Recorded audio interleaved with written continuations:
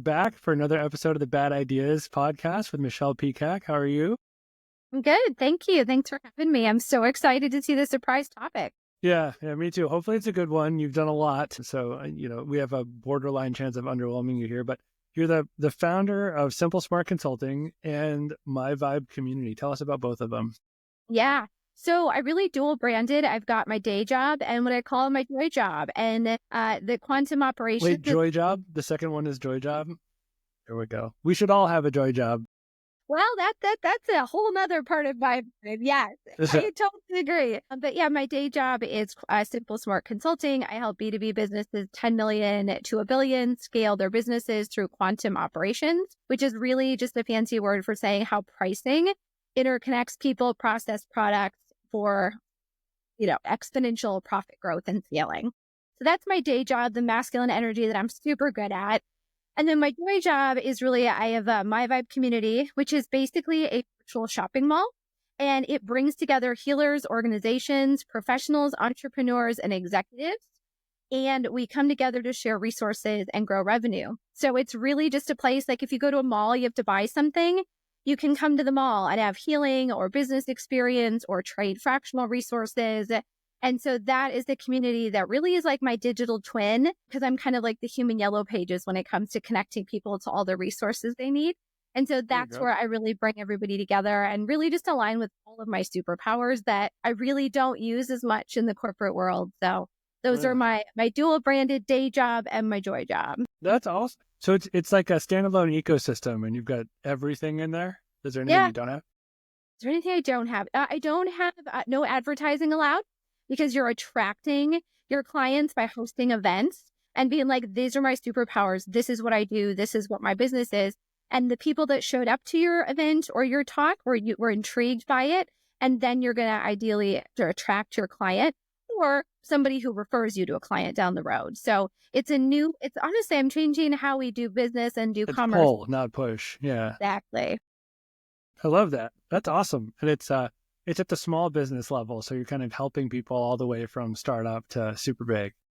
Yeah. And I've realized that everybody needs healing. So even in my corporate America community, we do breath work, we do healing Fridays. So I connect my healing community to my executive community that's burnt out. And then also the entrepreneur community that's burned out for a different reason and how to connect them to healing. And then ultimately all those 3-dimensional and 5D businesses all start doing business together and making abundance for all. So I think that this is a little spacey, but we're going to be spacey in a minute anyway, so I might as well dive in. I feel like healing and marketing share something in common, which is that everybody needs it, but nobody knows where to start. Would you say that's accurate? Yeah, 100%. And it's funny, it's so great that you mentioned that, because the first time I was like going to do a healing session, I was like, okay, what am I healing today? You tell me. Here for the healing. I am ready. And they were just like, oh, honey, that's not how it works. I'm like, well, how does it work? What am I doing? And what is a modality?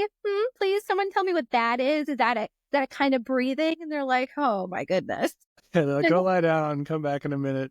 I know. So it really is, I call the group that I run in called Holistic AF, because it's not as woo as you think. It's just breath work and visualization and just sitting still and slowing your brain down. So yeah, I completely agree that people don't know where to start. They just like jump down the rabbit hole, like, as fast as they can. Like, here's my brand and my mission, vision, values, blah, blah, blah, and my font color. And then all of a sudden you're like, yeah, why don't you start with your name of your company and what you stand for, So I totally agree. Yeah, it's a funny space. It's a funny world too. I think there's so much like gurus and guides out there showing you the way to make it work. And behind all of them is some kind of like done for you package that they're really trying to sell you. And I think it's fundamentally misaligned incentives. When someone's trying to sell you a solution, they want to convince you that's the right solution. So most of the guru content isn't actually helpful. It's kind of geared to steer you towards the thing that it wants you to buy. And I think it sounds like My Vibe is the opposite. You're making everything available and allowing people to select into what they want. Yeah, it's a choose your own adventure, right? Because I think healing is a very personal journey. And I also think people are scared to ask questions. And so if I'm like, hey guys, we're having a sound bath today, and people are like, I've always wanted to know what one of those was. And so now I don't even have to admit that. I just show up with my camera off and I'll experience it and I'll secretly judge it behind the scenes. And But nobody will or know, you know? or you'll be like, oh my gosh, that was incredible. I can't believe I didn't know that existed. And then so it's really about finding your vibe as well. Like you might show up and be like, that was weird and now my ear hurts. Or you might be like, that was really amazing. I want more of it. So you just have to find your vibe with everything. And that's really just showing up and being willing to accept what's coming into you. Amazing. That's a big thing, big terms. Well, hopefully we are willing to accept this really bad idea that we're about to expose. I am here for it. Am I allowed to laugh? Is this like Oh, absolutely. Absolutely. You should cackle. But no. You can let it rip. It's supposed to be authentic, I think. Yeah. For our audience, so you and I have no idea what this is. My team only knows your background from your LinkedIn profile. So they, compile ideas and try to find something that fits you. So you and I are going to look at this thing. You can laugh as much as you want, make fun of it as much as you want. Okay. We'll probably start by talking about why it's so bad. And then generally we run out of bad stuff to say pretty fast and try to turn it into something good. So you ready? I'm ready. I got my pen, my note-taking pen. All right. Note time. Let's see what we got today. Yes. So our bad idea is... Right. So I did good research. We will have to talk about your background here. So this is surge pricing electricity. Pay for more power when everyone else is using it, because why shouldn't electricity be as exciting as getting a taxi on New Year's Eve? Surge pricing. Okay. Interesting. We need to dial back to your background. I'm assuming that's where they got this. So we need a little more of you before we explain the idea. Yes. Fair. So I have 22 years in electrical distribution. A little relevant?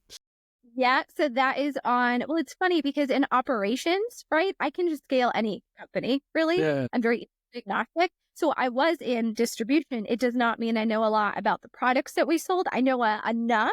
Sure. But it will be interesting. I mean, the concept is obviously very, very simple. But yeah, so that's 20 years in electrical distribution, which is, for context, pretending you have a new construction building and you need all of the conduit, the wire, the circuit breaker, right? The little gray boxes in your basement. That's what we would install. I shouldn't say we would install. We would sell the products to the contractor to install. And so that would be anything from disconnects and then anything in your house before the drywall. So like your lighting cans, all of your light switches, right? The receptacles, anything that's like electric in behind. So it's like the veins of your house, right? Before you put on the skin of the drywall. So yeah, that's my background, if that's helpful. And then so the power company sits behind what you guys would sell and then sells electricity into the end consumer. Yeah, exactly. So really the electricity has nothing to do with, like, we would sell to the construction, they build the house, and then the power company supplies the service to the house. Yep. Yeah. So you guys are kind of like Separation. Enabling the consumption of electricity kind of on the front end. Cool. Mm-hmm. Well, I imagine in that business there's demand driven pricing when like supply is low, price is high, and so on. Yeah. But with electricity, it's a consumption model. At least from my understanding, it's like gasoline. Like the rate is the rate. It doesn't change dynamically while you're consuming it, right? I don't think so. I don't know though. I like this because it's almost like I'm thinking of it too as like my internet bandwidth, right? Yeah. Like I don't get surge pricing for that, but my bandwidth will slow down the more I use, right? And I will get worse service. So I'm kind of thinking of it like that a little bit too. That's a very positive take. I'm connecting this to a story. My Pollyanna's coming out. No, it's good. It's good.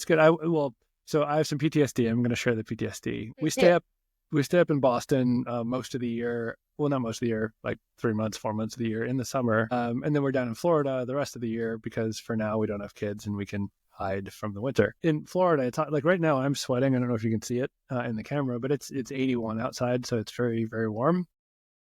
Yeah. Boston's cold. Boston's like 19 degrees. So like on the other end of things, when we're in Florida, we unplug everything and we shut everything off in Boston and nobody's there. So there's no heating. It's just like whatever leaks through the walls of the neighbors is passed on. So 3 years ago, we rented an apartment in a building in Boston that charged us 3 times per month for electricity what we were paying in Florida while we were living in Florida, which doesn't make any mathematical sense. So everything was literally unplugged. I recorded it on camera so I could kind of dispute this beforehand. Yeah. And we found out what they were doing was they were just aggregating the electricity consumption from the entire building and distributing it amongst the residents. And we physically weren't there. So I was paying less money for air conditioning our place down here than not using anything up there in Boston. So that's what this triggers me to. We're more dynamic and digital than ever before. We stream everything. We're charging phones when we're not using phones. We're charging other devices. We're using computers or working on computers. So if there was surge pricing, not even New Year's Eve or a Super Bowl, for example, during the workday, people start getting dinged because everyone's logging on to Zoom calls like this, that'd be horrible. That's my first reaction. It's so funny. I can't not help but think about the goods and the bads because my brain No, the good is good. The good is good. I'm also going, well, that could encourage different behaviors as well. So True.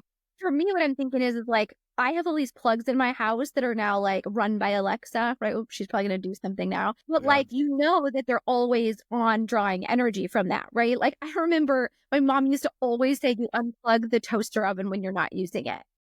And I'm like, why would you do that? Because it starts fires. I'm even when it's not on, not sure where that superstition came from, but it makes me think of something like that, where if you knew there were surge pricing, you really would only use the most necessary things if you're trying to cut back. But as a business, that would be a really awful way of being okay, nobody can charge their phones at this time. I feel there's awkward policies that would come out to from surge. Nobody can have meetings from 1 to 3 p.m. because that's when the surge is, right? Well, yeah, we're going to deliver this product to you, but punish you for using it, which is just antithetical. Yeah, I feel it would drive some good behaviors and some really... Well, see, pricing drives behavior. I want to ask you about pricing. That's my background. So break it down. So how does pricing drive behavior? Well, pricing drives behavior because who wants to pay more for something that they know costs? Everybody knows a bottle of water costs, it'll take 10 cents to make. And you overpay $6 at the airport and all these things, but it does drive your behavior. And so if there are surges, for example, even Uber, the surges drive me nuts, which is why I pre-schedule things. Because I'm well, if I pre-schedule it, there's no surges or potential surges. So it drives my behavior in, I'm going to try to have workarounds for the system, right? I'm either going to try to I know a guy who's going to give me a better price, right? You always want to know a guy. Or I'm going to look for a coupon code. We train our customers how to treat us when it comes to pricing. So in some worlds, when you've got request for proposal, you've got the guys that are always going to go dirt cheap on everything, right? And then you guys have guys that are going to sub out things to get a better price, even though they're not approved by the architect. You got some shady stuff in there to win bids, right? So again, that drives behavior. If it's down to the last $1,000 on a several $1 million bid, it drives behavior to get creative in a bad way, right? And on the other side, if you have the exclusivity of something, it also drives value of ooh, that's really exclusive, right? Or that there's a limited number of seats there. Oh, I better get it now. Oh, I wasn't going to do it. And that price was a little high, but man, I want to be one of those 20 people that do it. And so whether it's price or kind of that sense of supply and demand, that drives your pricing behavior. So it's the time and then the exclusivity of it. I don't know. I'm going in a few different ways because it's it drives behavior. There's dimensionality to it. There's dimensionality. Exactly. Yeah. I'm you can lower the price and make decisions. You can raise the price and have different decisions being made. I'm trying to think of how it would all relate to this example, but that's just in general, pricing drives behavior with. Well, I think the foundation of the behavior. So that's why immediately you went to maybe I'll change the way I use power because I know that there's some kind of dynamic nature to it, which I think is interesting. I'm also worried, I love your thoughts. Doesn't it scare the consumer if there isn't certainty in the pricing? When you buy a service, you want to expect to pay some sort of reasonable or consistent cost for what's coming through. Often it's like a blank check, right? If it's dynamic and you don't know how dynamic it's going to be, that's a little scary, right? Yeah, but it depends on what your competition's doing. If everybody's doing it, it becomes the new accepted norm. If you're the only a-hole on the street doing it, then someone's going to go to your competitor 100%. If you're first to market with it, I think it could be a little bit dangerous with that. But if everybody's doing it, it becomes a way for the company to make more money. So I think it depends on competition, right? Like, for example, I was just on I won't even drop the name, one of my TV platforms. And now all of a sudden the price went up $9.99 a month if I want to watch ad free. I'm like, oh, come Oh, on, we all know what platform you're talking about. come on. Like, and my kids are like, what are ads? I'm like, oh God, Yeah. used to have, free TV. They were called commercials. And I think what really is, nobody wants ads, but nobody also wants to pay to avoid them. And I feel like if the ads were relevant to things that you need, like this is what I get really annoyed with for advertisement is you're advertising me something I don't need or care about. And that like wastes my brain power. That's what I don't like about ads. If I see one more truck driving up the side of a mountain, I'm like, one, who does that? Or two, why? No, okay, just stop. Like, I don't want to see that. It's really annoying and it's repetitive and it's only attracting a certain audience. And I am not that audience, right? And so I lost my train of thought. I get really passionate about ads because I really hate them. But I The also don't want trade, to. you're talking about the trade. So people will pay money to not have to watch ads. Uh, Correct. so Correct. so that price is increasing. They're like surge pricing to make up for their poor ad sales strategy effectively. Yeah. I don't know. Yes, exactly. Or just we're people. They're like, well, we need the advertising budget to come in and they pay us to put ads in. So we want that money. But if we don't get that money from them, we'll just get it from the consumer because it's going to come from somewhere. And at the end of the day, it just depends if you want to pay to get out of that. I just thought there's probably one on this video when it goes live on YouTube, but Google started doing this really interesting thing where instead of their interstitials, like the ad that cut into the middle of your show, they have like little ad pop-ups on the left, like on the corner of the episode. So you're watching TV and a little ad pops up. And I've gotten like 3 or 4 of those that are super, super relevant and it's not obtrusive. So I'm actually more likely to click on it. Almost behaves like a notification. Leave it to Google. They have all the data. So I'm sure they'd figure out something really effective, right? Yeah, and that's the thing. Maybe if the ads were like relevant or I felt they were informing me on something that was relevant to me, but most of the time they're not. So yeah, that's a good point. I mean, I bought some things that I really didn't need on Instagram for that very reason. Like, I really needed, although I have to admit, I have my Call Me Ring, but I do love it. But I didn't know I needed it until I saw it on Instagram. Make another spacey connection. So we're talking about surge pricing electricity, which is horrifying and a bad idea because it's something you depend on in perpetuity, and you would never want to give someone dynamic control over what you pay because they can just take money when they want to. But let's overlay that on my vibe. I think that it's almost opposite. Like you're not price setting at all, and you're allowing people to self-select into the things that they want to consume. And my third dimension, confusing layering here, is exclusivity. Like if you're self-selecting into something and you weren't pulled to be there, like an ad didn't force you there or a price didn't force you there, you went there because you chose to go there, subconsciously it's automatically something you think of as exclusive because you credit the discovery of that thing to yourself. You almost feel like ownership of having found that thing. So I imagine a lot of business gets done in your community because people don't feel like they were pushed somewhere. They feel like, oh yeah, I discovered this thing and it was Yeah, I awesome. mean, yeah. That's the goal. Like I really want to attract. So in human design, I'm a projector. And that's an assessment that I have. And so for me, like I'm supposed to wait for invitation is my success strategy. So for me, I need people to see my value and want to work with me or see what I have to offer and be like, wow, I really want to work with her. And so when I built my vibe, it was really around my strategy of how to attract clients to me because I know that that's a better strategy with my magnetism and my expertise. And so that was a piece of how I created it. Also not liking ads and surge pricing and all the things. But I have to have a need when you're drawn to something, whether it's subconsciously or not.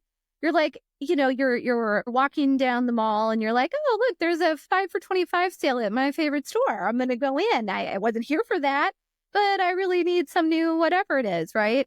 And so for me, it's along those lines of you came in with a need or your subconscious got triggered like, ooh, that looks really cool over there. Wait, a retreat in Tahiti with my son? Ooh, tell me more. And so I think that, like you said, it's like that feeling like you chose it. There's that exclusivity, but I also think it's an energetic match with people. And so I do really believe that whatever somebody called the title of their event that they're hosting or their company or even just their logo or whatever imagery they put out there, it attracted you to that. And there's something in you that was like, ooh, that looks cool. You know, like when I see like a blue box with like an E in the middle, I am not drawn to that. That's like every electrical distributor in the world has a blue box logo of some kind and or green. And so like for me, like those are probably repellent like brands to me. If I see them, I'm like, no, I'm good, you know? So it's like, I think there's that like selection process of either stimulated by something or you're kind of repelled by it. And either one is a choice. Yeah.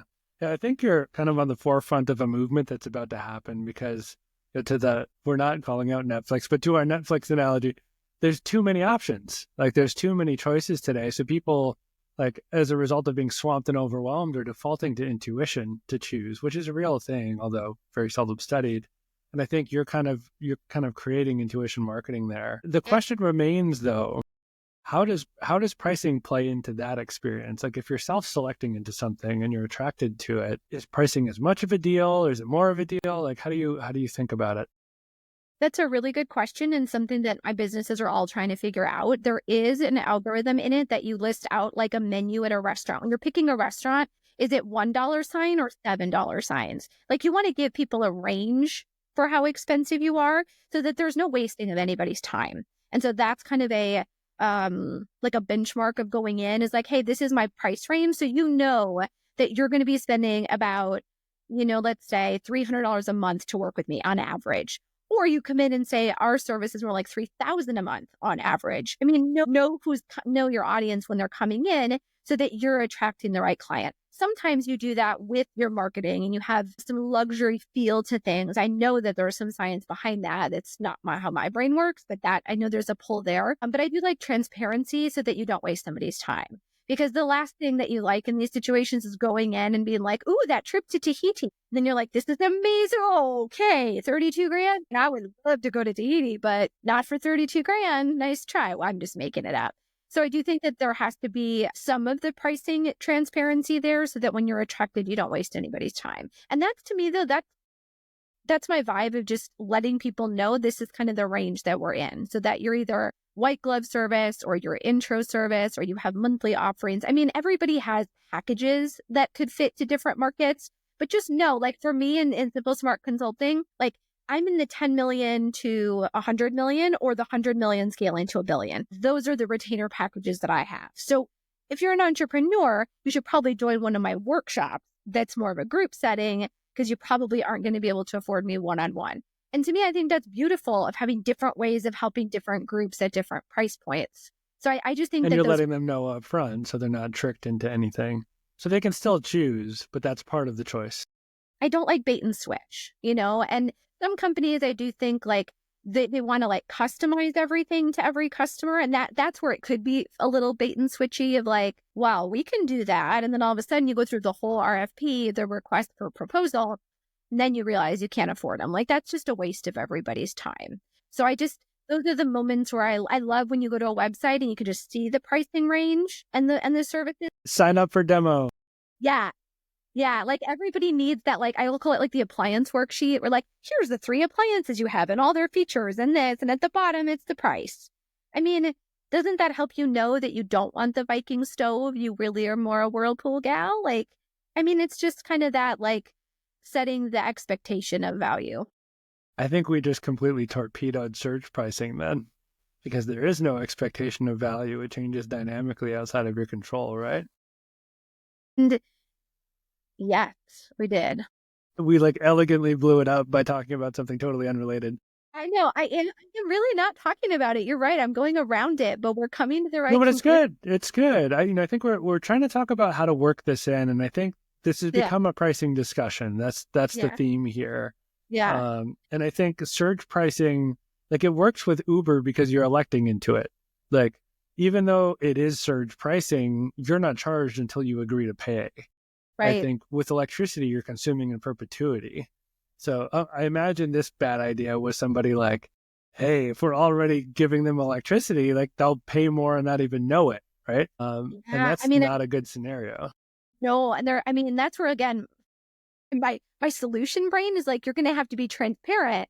You're gonna have to have an app where you log in and you see what the surges are. Like, hey kids, we're gonna stay up late tonight because the movie surge is lower at 9:30 versus the Disney movie starting at kids' bedtime. Oh, sorry, kids, that's a surge time. We're not going to watch the movie then. Like, I think there just has to be anything with dynamic pricing like that. There needs to be some form of transparency. So it's dynamic, it can't be secretive. That's the key.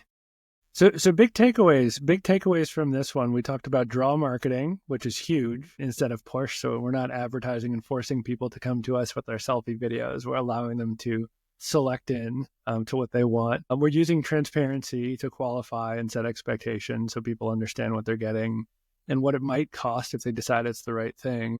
And I just get a sense of authenticity in talking to you. Like, you're not trying to pizzazz anybody. It's just saying what it is and who it's for and having confidence that that'll find its way to the people that it needs.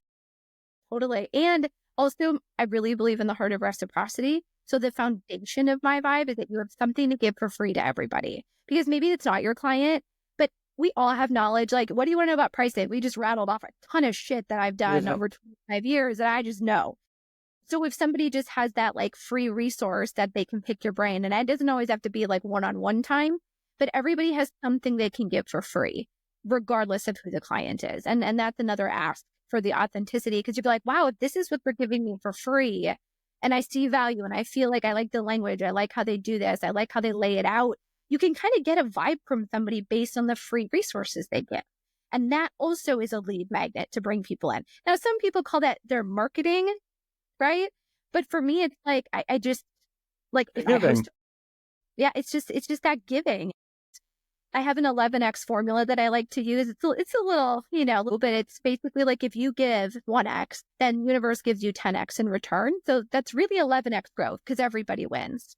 And so if you really believe in attracting an abundance, the aligned clients that see your value, they have the budget to pay for it, they believe in your transparency, like you're authentic, there's a vibe match. I mean, that's really the ideal client. I have to admit, like, the jerks do business with jerks. So, and they seem to like it just fine. So nice people can do business with the nice people and not bait and switch and not pay clients and stiff them and then try to get them to like scope creep. Like, no, thank you. Those aren't my people. That my vibe is sometimes a nice way of me saying, like, I just don't like you. You're just not my vibe. It's just I not just don't like it. how I do business. We're teeing up. This is like the perfect segue into how do the people who can afford it get free stuff from you? How do we connect the right folks with you? Oh, I love that. So, I mean, my vibe, I put out free events all the time. So most of the events that I host are free because I want to give the businesses in my vibe the chance to have a platform. I have a larger following than most. I'm very well connected to some people that could be clients or business leads. So my 6 series of events, I've got different blueprint series that you can use. I've got healing sessions. And then also really just as speakers come to me and have great content, I just want to give them a platform. So most of my events are free. And again, it's to give the members and to give the speakers the platform to get these really great conversations out there. So like, think of it as almost like a live podcast. Because every time I bring a new business in, I'm like, so what do you do? And how do you support people? We give almost like free education. And in return, you attract it. So for example, we have this amazing hormone coach that's coming in and doing a big segment. And she's I not didn't even looking know for that was a clients. thing. That's Oh, amazing. yeah. Yeah. The stuff that I talk with her about, I'm like, know this but me. Hold on. I have to like record this for the world to hear you. Right. And when I have these conversations, I'm like, well, what are you looking for in return? And it's not always clients. And I think that's the part where you have to know in reciprocity, you're giving away all this hormone, let's say, advice and insight for people to really go to their doctors and learn more and ask the right questions and, be informed, et cetera. But in return, she's actually looking for speaking engagements. She's not looking for new clients, or she's looking to be in a podcast. So I think and maybe men do this better than women, but just coming in with like, hey, I'm going to give this whole free series on all the things to know about hormones. And then And in return, I'd like a few speaking gigs, and I've got a new book coming out. And so it's just kind of that. It's giving people that platform, and all of those events are free. That's awesome. So we'll have to get some links out to you. Do you invite people to reach out to you directly, or best go through an event and kind of find their way that way? Yeah, I mean, you can go to myvibecommunity.com. I've got a lot of places to like interact or sign up through the website or Q&A. I even have one that's basically like a resource you're looking for. You have to put in like, here's a reciprocity get. Like, I'm looking for a divorce support group. And I'm like, because, someone needs something. I'm like, oh, I know 7. What are you looking for? Where do you live? You want it in real life. And then my AI algorithm kicks in and I can match them to somebody that gives them the help that they need. That's awesome. All right. We'll send people your way. Yeah.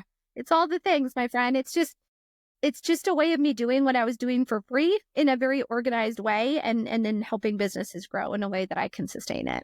It's a wonderful mission. And it's funny how it all kind of follows the same model, even though we started with this kind of wild idea. It came back to what you're actually doing in practice, and you gave us a real example of doing it the right way. To tie it back to that, but as a pricing expert, I literally just know how to scale companies, not just mine, but yours and the companies I work with and for. But then my vibe is a way of doing it for smaller companies as well. And it just feels aligned. I just like to help people. That's awesome. Thank you so much for being on. This has been so much fun. So we'll link out to you. A lot of different places. So yeah, this is a wonderful journey. Thank you. You're welcome. Have a great day.